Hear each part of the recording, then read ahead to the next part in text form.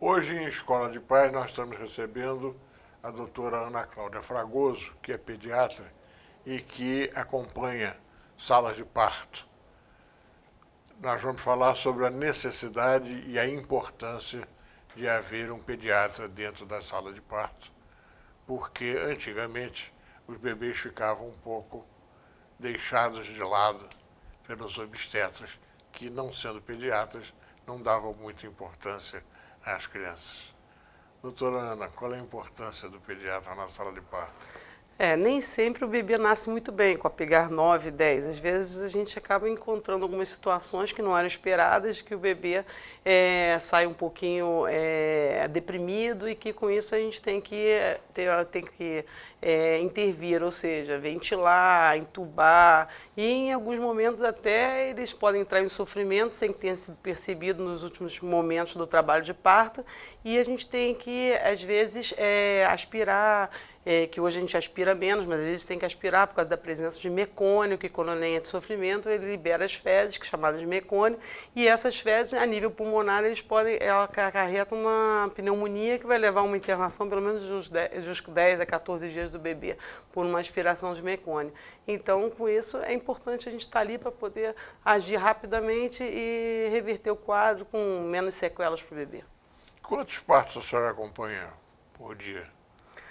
No particular, de 100 a 150 partos mês. Dia, depende. Tem dia que eu faço 10, tem dia que eu faço 2, tem dia que final de semana, graças a Deus, eu faço menos, mas uma média de 100 a 150 partos por mês no particular. Na rede pública a gente não conta não, porque aí já é nível de plantão, aí a gente até não tem essa... Eu não tenho essa... E também já tenho 26 anos de formado e já perdi as contas, né? De quantos partos eu já fiz. Essa questão da sala de parto, lógico, você dá pediatria do estado do Rio de Janeiro e, sem dúvida, que isso é uma necessidade ter um pediatra na sala de parto. Então, não há uma parte imprevisível do que pode acontecer no parto, independente de ser bem acompanhado ou mal acompanhado. Existe um momento final ali, às vezes a mãe faz uma crise hipertensiva até por estresse na hora do parto e aí pode acarretar problemas para o bebê, entendeu? Então, por isso que é sempre importante estar ali. Certo. E nessa questão aí, logo com o nascimento, se nasceu bem, qual seria o procedimento a seguir se nasceu bem? Uma criança nasceu bem, como é que seria o procedimento? Hoje em dia a gente está aplicando muito o alojamento conjunto, quer dizer, na sala hoje em dia é feito mais secagem do que outra coisa qualquer, com manobras para, como se estivesse retirando o líquido do pulmãozinho do neném, e depois disso a gente leva para o berçário, em que pode ficar ali em torno de 2 horas até a recuperação materna, mas se a mãe estiver super bem, não há necessidade disso, já vai direto para o alojamento conjunto. Até na rede particular deve estar sendo assim já. Já sai direto com a... Na verdade a mãe demora tipo uma horinha mais dentro do centro cirúrgico, que é o tempo de poder a criança ir junto com a mãe. Entendeu? Qual é o percentual de crianças que nascem com problema? Depende.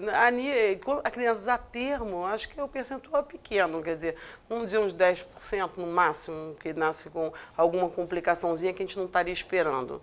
Mas em termos de prematuro, aí no Rio de Janeiro tem muita prematuridade, por próprio estresse do Rio de Janeiro, a correria, as mães trabalhando muito e tal, muitas rompem a bolsa antes da hora. Nesse final de semana eu tive 3 bolsas rotas, uma atrás da outra. Eu falei, não é possível, não vou para casa, virei à noite no hospital. Então isso varia, né? Entendeu? Eu cheguei lá para um partinho às 10 horas, teve umas 11, umas 4 e outras 6 da manhã. 3 romperam bolsa, entendeu? Aí é meio complicado. Então, pelo estresse mesmo, a mãe sempre trabalhando hoje em dia, né? Aí já tem um... Acho que, tipo assim, no interior, de repente, é mais calmo, mas aqui não. Doutora Ana, e esse mau hábito brasileiro de parto com hora marcada pelo obstetra? Olha só, hoje em dia está até mudando um pouquinho isso. Tem muita mãe querendo parto natural e o mais natural possível. Eu acho até meio estranho, porque às vezes parece que a gente está retrocedendo no tempo. As pessoas não querem mais anestesia, quer dizer, não querem mais nada. Querem ter o parto mais natural possível. Mas, é assim, a maioria chega já querendo dizer, eu não quero sentir dor, eu quero marcar. Também tem isso. Tem a conveniência do médico em ter os finais de semana livre, em ter... Claro, todo mundo quer. Quanto mais com a idade que vai chegando, as pessoas querem poder ter um final de semana livre e não ficar tão... Normalmente já fica de sobreaviso, mas não ficar tanto. Se puder marcar, melhor. Mas a grande maioria, hoje em dia, está revertendo essa situação. Não sei se muito artista está tendo filho, parto normal. Eu acho que isso aí está estimulando as pessoas a voltarem a pensar que o parto normal seja uma coisa boa. Eu sou suspeita, que eu tive 3 de parto normal, então... Então, na sua experiência, não é melhor ter o parto normal? Muito, muito. A palavra muito já melhor. diz, né? Normal, É, né? mas quando é normal, tá? Porque às vezes o pessoal também chega, não, quero parto normal, e você vê que a coisa não está indo, não está fluindo, e 2 horas, 5 horas, 6 horas, 12 horas está ali no parto normal e que a criança não evolui nada. Aí começa já o pediatra a ficar sofrendo. Aí não é só a criança que entra no sofrimento, o pediatra também. Entendeu? Quem determina o limite de tempo de espera? Geralmente é o obstetra, mas o pediatra dá uma forcinha quando vê que a coisa está complicando, entendeu? Quando já está demais da conta, entendeu? Você vê que não está evoluindo nada, porque não é esperar 12 horas, esperar 12 horas, se for evoluindo nesse período, ótimo. O negócio é que às vezes 2 centímetros, 4 horas depois, 2 centímetros, 6 horas depois, 2 centímetros.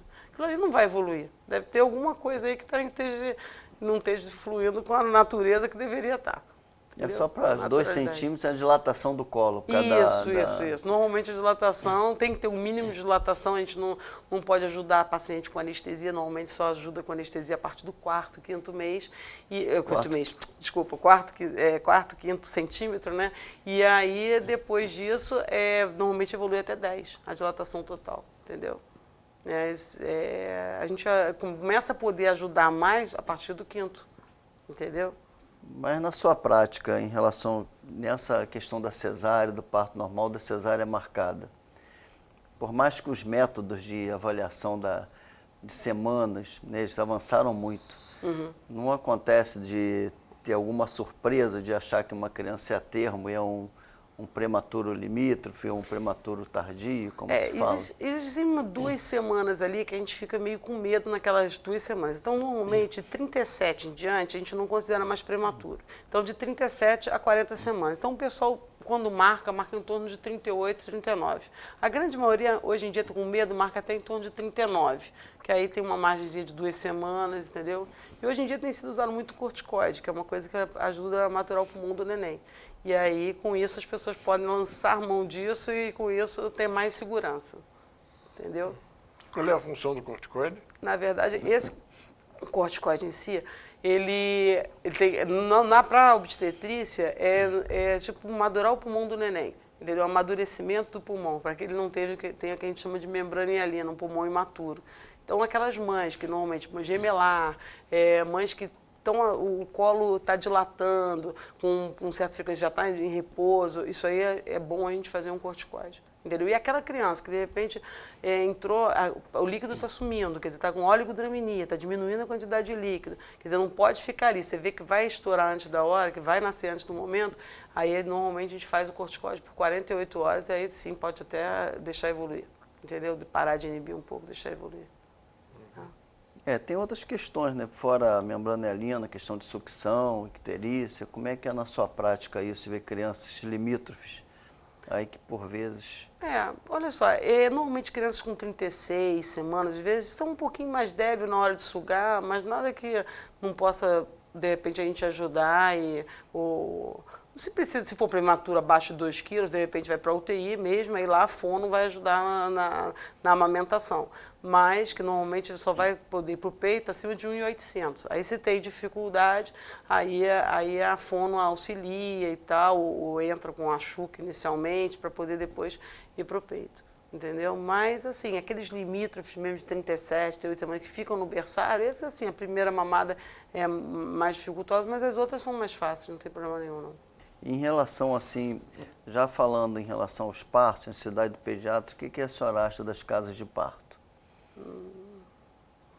Eu não sei, é a tal história. Existem enfermeiras obstetrícias, que a gente vê muito em hospital, no Fernando Magalhães tem algumas excelentes e tal, que elas ajudam bastante, mas eu acho que essa cultura europeia de que não precisa ter médico, se o médico é chamado na última hora e tal, eu não sei, eu acho que na prática, eu não sei se lá funciona, eu acho que aqui é meio perigoso, entendeu? O pessoal está querendo fazer parto em casa ou parto com obstetriz e na última hora chegar um médico, eu acho que é meio complicado isso, Acho que não, eu não sei, para mim parece voltar no tempo. Eu não acho isso válido, entendeu? Eu acho tudo bem, elas estão ali para ajudar, tá num hospital escola, tudo bem, aí vale a pena.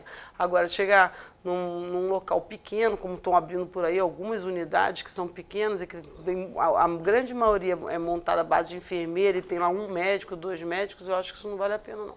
Eu acho que na prática está sendo visto que não dá certo, não está dando certo. Já tiveram alguns óbitos aí, infantis com isso. E estamos encerrando o Escola de Paz de hoje, prometendo voltar na semana que vem. Muito obrigado.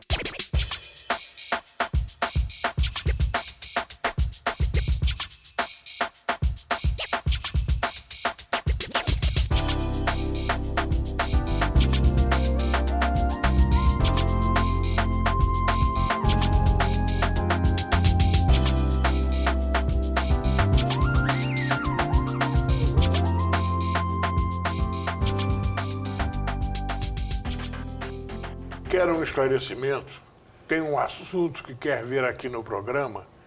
Tem uma crítica, um depoimento, um elogio? Escreva para Luiz Lobo, Escola de Paz, Rio TV Câmara, Praça Floriano, 51, segundo andar, Centro, CEP 20031 050, Rio de Janeiro, RJ. Obrigado.